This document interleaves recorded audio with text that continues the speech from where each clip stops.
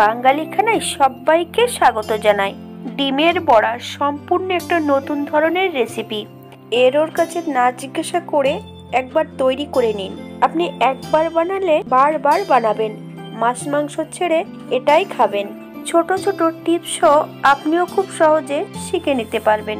তবে আজকে আমি এখানে কিভাবে ডিমের বড়া তৈরি করলাম, চলুন সেটা একবার দেখে নেওয়া যাক। আজকে আমি রান্না করব ডিমের বড়া।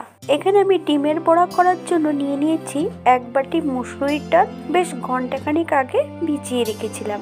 ডাল থেকে সম্পূর্ণ জল ঝরিয়ে নিতে হবে। আমি ডালের একটা পেস্ট তৈরি করার জন্য একটা মিক্সার বোল নিয়ে নিয়েছি। আপনারা শিলেও বেটে নিতে পারেন। আমি সম্পূর্ণ ডালগুলো মিক্সার বোলে অ্যাড করেছি। 2-3টে কাঁচা লঙ্কা অ্যাড করব।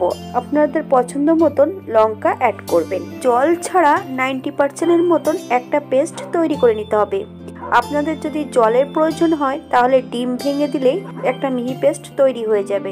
এই পর্যায়ে আমি সম্পূর্ণ বাটিতে অ্যাড করব। সামান্য একটু নুন আর 2টো ডিম দিয়ে বেশ ভালো করে একটা ব্যাটার তৈরি করে নিতে হবে। ব্যাটারের ঘনত্বটা এমন হলেই হবে। একটা কড়াইতে বেশ কিছুটা সাদা তেল অ্যাড করেছি। তেলটা গরম হওয়া পর্যন্ত অপেক্ষা করব। চামচ দিয়ে দিয়ে বড়ার আকারে ভেজে নিতে হবে।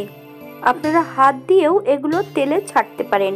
খুব বেশি বড় করে ভাজার প্রয়োজন নেই। ছোট ছোট করে ভেজে নিলে এগুলো অনেক বড় বড় হবে রান্নার পর।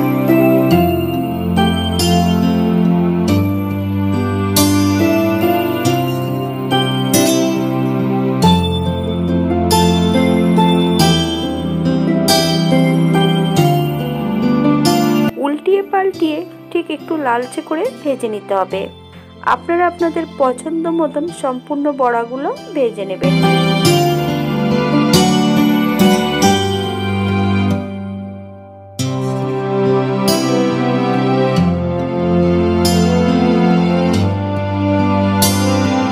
মিডিয়াম আঁচে 4 থেকে 5 মিনিটের মতন ভেজে নিলেই বড়াগুলো ভাজা হয়ে যাবে।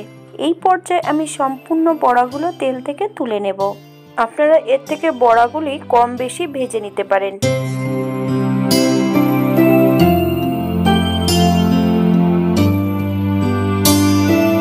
একই পদ্ধতিতে দ্বিতীয়বারও ভেজে নিতে হবে।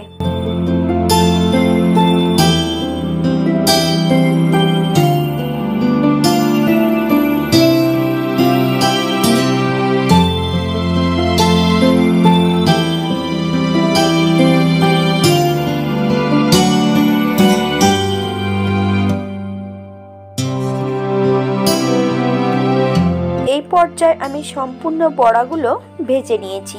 ঠিক এমন ভাবে বড়াগুলো ভেজে নিতে হবে।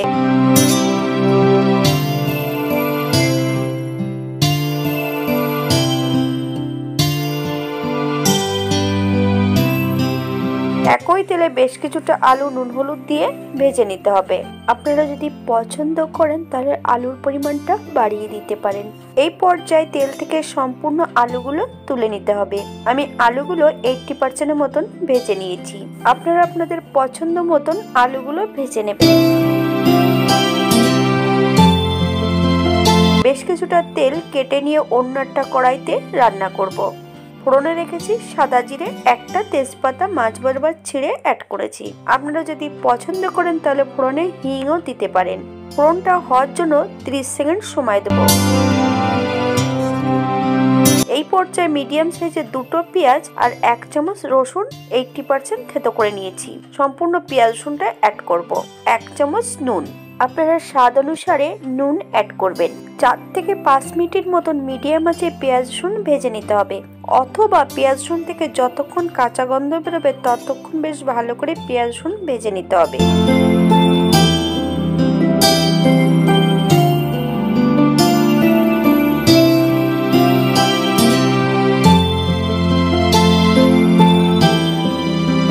পেঁয়াজ রসুনটা সুন্দর করে ভেজে নিয়েছি। এই পর্যায়ে অ্যাড করব মিডিয়াম সাইজের একটা টমেটো।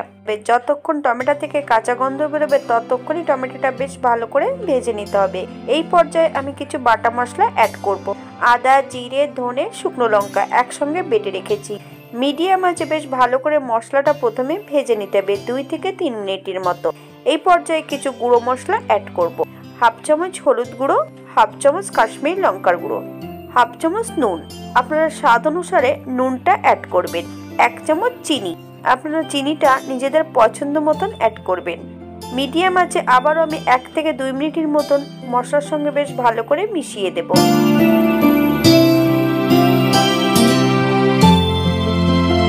মশলা যত কষানো ভালো হবে সেই তরকারির স্বাদ দ্বিগুণ বেড়ে যাবে।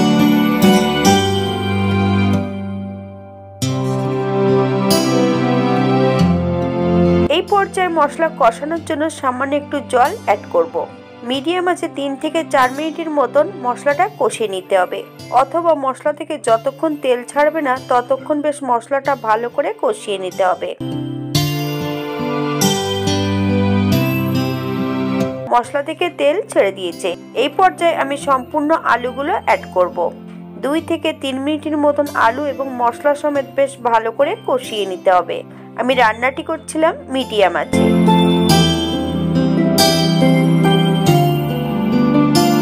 2 কাপের মতন ফুটান্ত গরম জল অ্যাড করব। এই পর্যায়ে 4 থেকে 5 মিনিটের মতন হাই ফ্লেমে বেশ ভালো করে ফুটিয়ে নিতে হবে। আপনাদের যতটা গ্রেভির প্রয়োজন ঠিক ততটাই জল অ্যাড করবেন।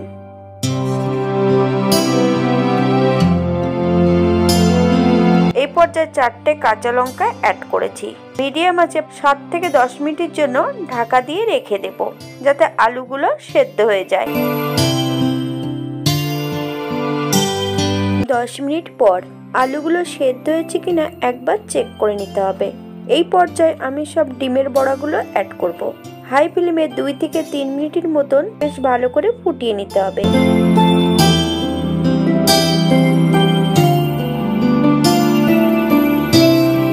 এই পর্যায়ে আমি 5 মিনিটের জন্য ঢাকা দিয়ে দেব মিডিয়াম আঁচে।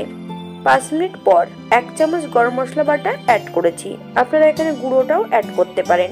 হালকা হাতে বেশ নেড়েচেড়ে মিশিয়ে দিতে হবে। হাফ চামচ ঘি, আপনারা যদি পছন্দ করেন তাহলে কাশ্মীরি মেথি পাউডার অথবা ধনেপাতা কুচি অ্যাড করতে পারেন। এই পর্যায়ে আমি গ্যাসের ফ্লেমটা অফ করে দেব। 5 মিনিটের জন্য স্ট্যান্ডিং টাইম দেব, তারপর সার্ভ করব।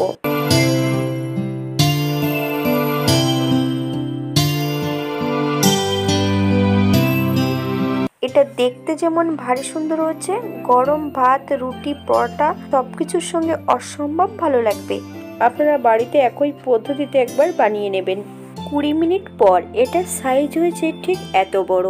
আমি এটাকে কেটে দেখাবো না, আপনারা একবার বাড়িতে একই পদ্ধতিতে তৈরি করবেন, তারপর আপনারা নিজেরাই বলবেন এটা খেতে কতটা সুস্বাদু হয়েছে।